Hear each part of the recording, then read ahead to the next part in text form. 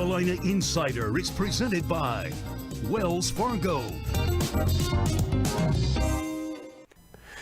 Welcome back to the show. Thanks so much for being with us. Let's wrap up by changing directions a little bit. We will talk to Chris Miltenberg, the director of track and field and cross country here at Carolina.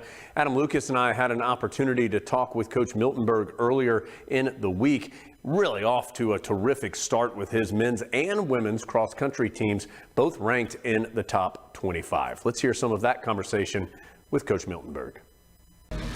Presented by Coke Zero Sugar. Coca-Cola with zero sugar and now even more delicious.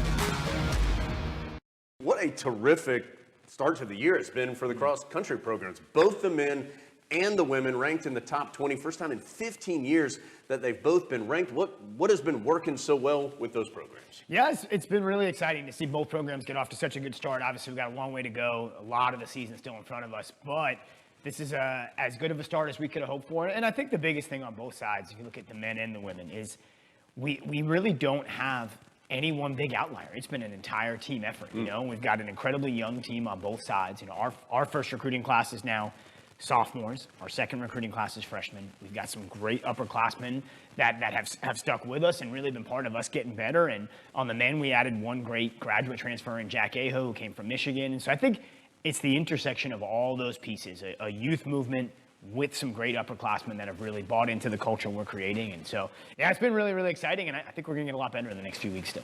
How do you build that kind of depth, especially on the recruiting trail? What are you selling about Carolina track and cross country that seems to be connecting? Yeah, I think it's a couple big things. I mean, one is the idea of being part of something building, something that's coming up really quickly. And I think the people that we have, that's what they wanted. They wanted to be part of something.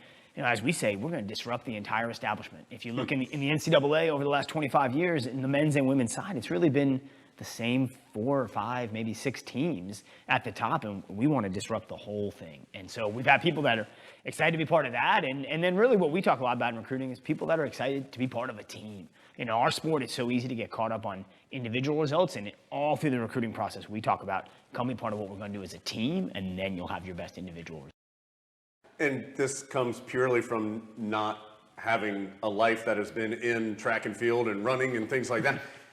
Obviously, you want someone who runs fast, but how do you know if somebody's a good distance runner? I mean, I know obviously the times are going to be there, but how else do you identify somebody's like, you know what, this person's good? Yeah, well, it's you know, a lot of things. Obviously, the times to some extent speak for themselves, but we want to see people that can compete. You know, I think it's so easy to get fixated on just what times people run, but if you're running fast times, but you're finishing 10th in the race, we'd much rather the people that go out and compete to win. And if you do that all the time, then the times take care of themselves. So we really try to find people that are great competitors more than just chasing fast times and perfect conditions, is people that love to compete really well. And truthfully for us, with our current freshman class, we learned maybe the most about them by how they responded to the pandemic. You know, everybody that is a freshman now, we recruited in the spring of 2020 of their junior years when we started having contact with them. And you saw such disparity in how different people we would talk to were handling. You know, certain kids we would call and they'd say, oh yeah, I don't know if there's going to be a state meet. I'm not really training. Nope, not our guy. You know, and then very quickly we identified the people who during the pandemic were doubling down on going to work and getting better. And those were the people we wanted. So yeah, ironically, we might have learned more about them during the pandemic when they couldn't race than had we actually gotten a chance to watch them race. And so we learned about their character, and I feel like that's coming through so clearly now that they're actually here on the ground as well. Keep your eye on Carolina track and field, the distance. We've got the outdoor season, the indoor season coming up as well. Just keep your eye on it. Carolina's coming in this sport big time. Coach, great to see you as always. Appreciate your time and best of luck in the future. Yeah, thanks so much for having me, guys. This is great.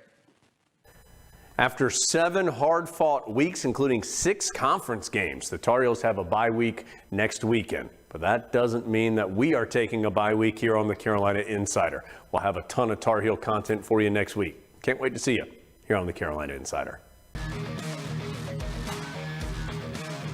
Carolina Insider is presented by Wells Fargo, official sponsor of Carolina Athletics.